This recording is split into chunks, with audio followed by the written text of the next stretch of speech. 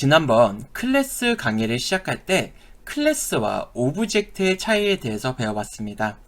오늘은 클래스의 스태틱 메서드와 스태틱 변수에 대해서 배울 건데, 먼저 다음과 같이 두 가지 질문에 대해서 생각해 보시면 좋을 것 같습니다. 먼저 이 붕어빵 틀과 붕어빵은 각각 어떤 특성을 가지고 있나요? 네, 이 붕어빵 틀 같은 경우는 단 하나만 존재를 하고, 이 붕어빵 같은 경우는 여러 개가 존재할 수 있습니다. 그리고 필요에 따라서 이 하나의 붕어빵 틀을 통해서 붕어빵을 필요한 만큼 여러 개를 만들 수가 있고, 이 붕어빵의 속성으로 볼 수 있는 내용물은 팥, 슈크림, 고구마, 앙금 등 붕어빵마다 서로 다른 내용물, 즉 서로 다른 속성을 가질 수가 있습니다. 그럼 두 번째 질문으로 이렇게 클래스, 스태틱 메서드, 스태틱 변수, 오브젝트, 멤버 메서드, 멤버 변수는 이 붕어빵 틀 혹은 붕어빵 이 둘 중에 어디에 비유를 할 수 있을까요? 먼저 이 클래스, 스태틱 메서드, 스태틱 변수 같은 경우는 이 붕어빵 틀과 같습니다. 붕어빵 틀은 붕어빵의 기본 형태와 구조를 정의를 합니다. 마찬가지로 클래스는 객체의 기본 형태와 행동을 정의하는 템플릿입니다. 그래서 모든 붕어빵이 붕어빵 틀의 형태를 갖는 것처럼 모든 객체는 클래스에 정의된 속성과 메서드를 가지게 됩니다. 그리고 이 스태틱 메서드 혹은 스태틱 변수는 특정 붕어빵, 즉 객체에 속하는 것이 아니고 붕어빵 틀, 즉 클래스에 속하기 때문에 이 스태틱 메서드와 스태틱 변수 같은 경우는 이 모든 붕어빵, 즉 모든 객체들이 공유하는 공통의 지침이나 도구에 해당합니다.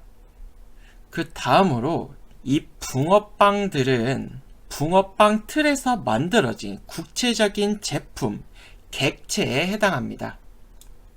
그리고 이 각 붕어빵들은 개별적인 속성을 가집니다. 예를 들어서 어떤 붕어빵은 팥이 많이 들어있고 다른 붕어빵은 크림, 그리고 고구마, 앙금 등이 들어가 있을 수가 있습니다. 우리는 이러한 각 객체의 속성을 멤버 변수를 통해서 표현을 할 수가 있습니다. 그리고 이 멤버 메서드 같은 경우는 이러한 개별 붕어빵에 적용될 수 있는 동작이나 조작을 나타내게 됩니다. 그리고 이러한 멤버 메서드는 각 객체의 속성을 나타내는 멤버 변수에 따라서 실행 결과가 달라질 수가 있습니다. 네, 그리고 이러한 설명을 좀 더 이해하시기 쉽게 메모리 관점에서 설명을 하면 클래스, 스태틱 변수, 스태틱 메서드는 객체의 수량과 관계없이 단 하나의 메모리만 생성이 되고, 이는 프로그램이 동작하기 이전에 미리 생성이 되어 있는 정적 메모리입니다. 반면에 오브젝트, 멤버 메서드, 멤버 변수는 객체의 수량만큼 메모리가 생성이 됩니다. 또한 이 클래스에서 나중에 배울 다형성, 폴리모피즘 등과 같은 특징을 이용하기 위해서는 메모리를 정적이 아닌 동적으로 생성을 해야 되는데, 그런 관점에서 봤을 때 대부분의 경우 객체와 객체에 속한 멤버 변수, 멤버 메서드들은 객체의 객수만큼 프로그램이 실행되는 동안 생성이 되는 동적 메모리로 볼 수가 있습니다. 제가 이렇게 강의에서 말씀드리는 정적, 스태틱은 프로그램이 동작하기 이전에, 즉 컴파일을 할 때 정해져야 하는 것을 의미하고, 다이나믹은 프로그램이 동작하면서, 즉 런타임에 얼마든지 바뀔 수 있는 것을 의미합니다. 예를 들어서 정적 관계라 함은 컴파일을 할 때 관계가 정해지고 프로그램 실행 도중에 관계가 바뀔 수 없는 것을 의미를 하고, 반면에 동적 관계는 런타임에 얼마든지 관계가 바뀔 수 있는 것을 의미합니다.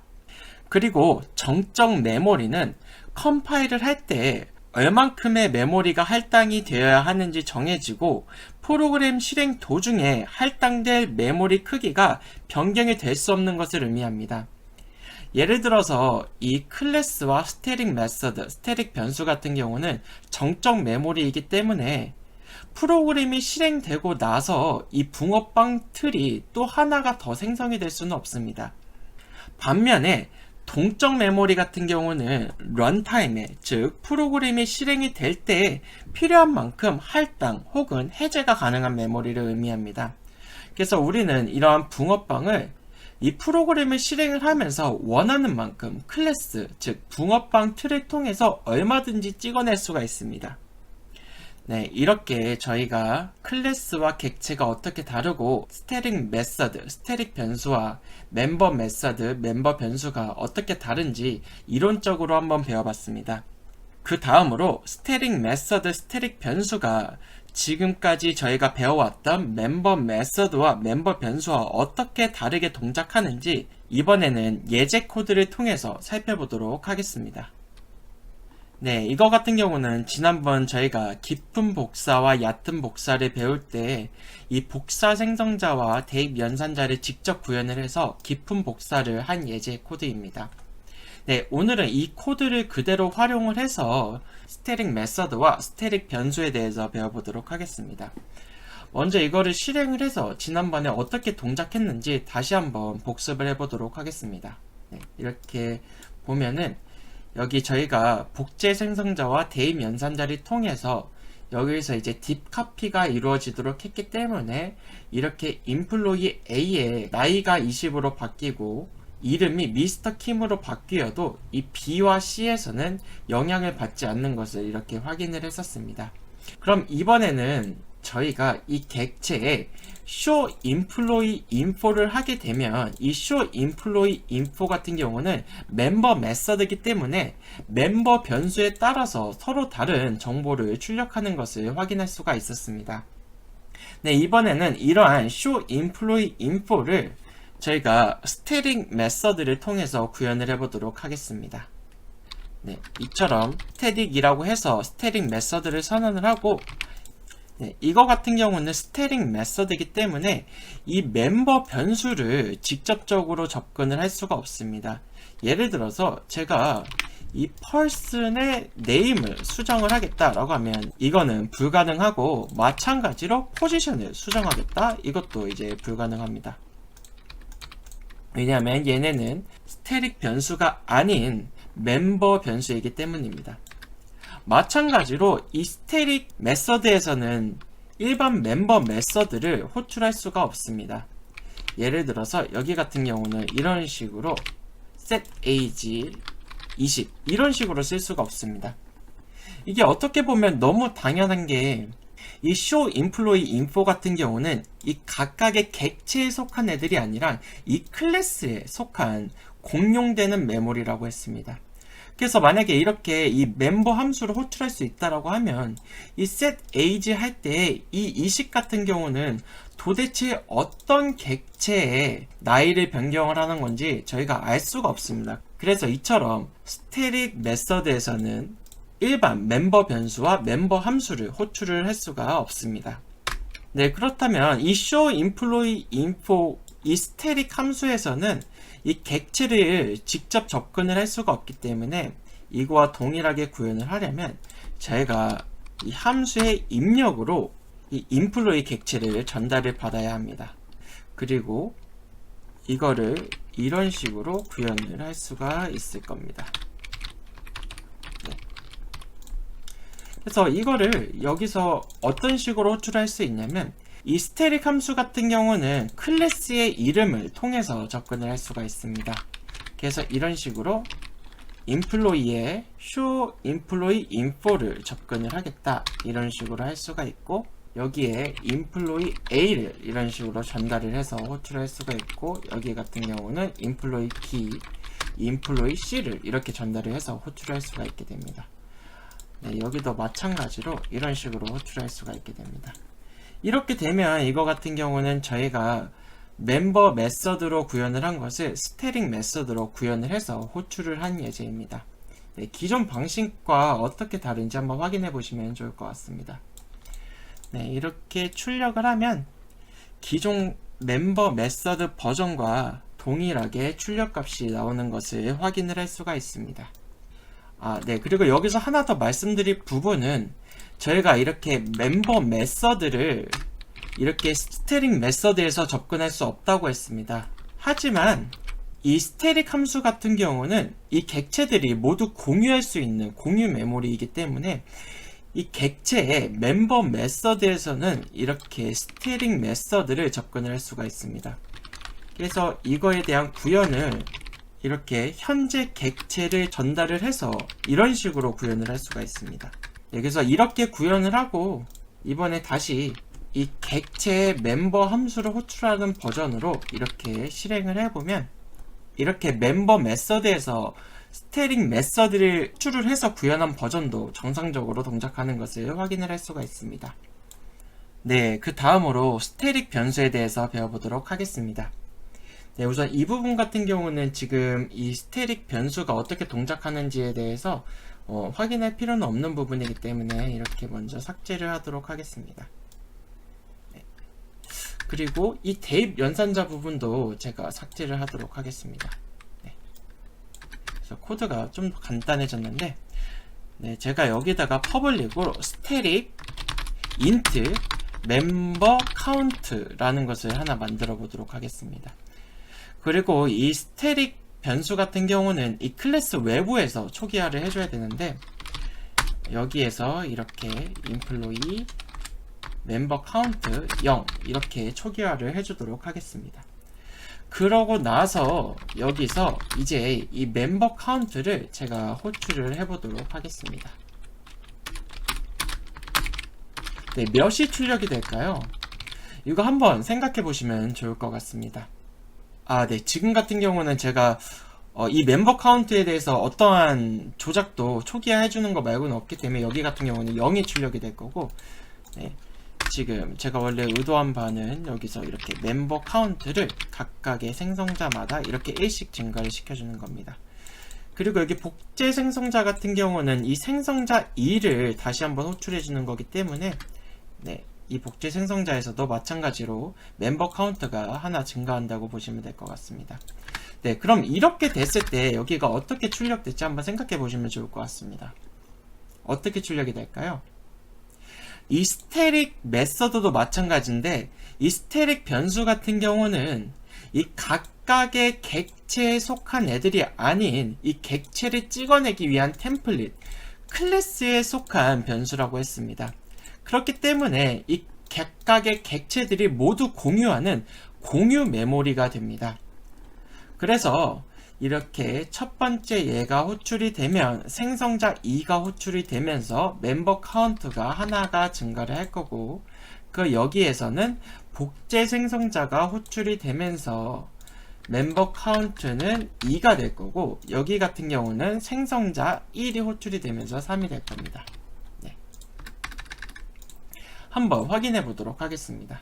네, 보시면 이렇게 3이 호출된 것을 확인을 할 수가 있습니다.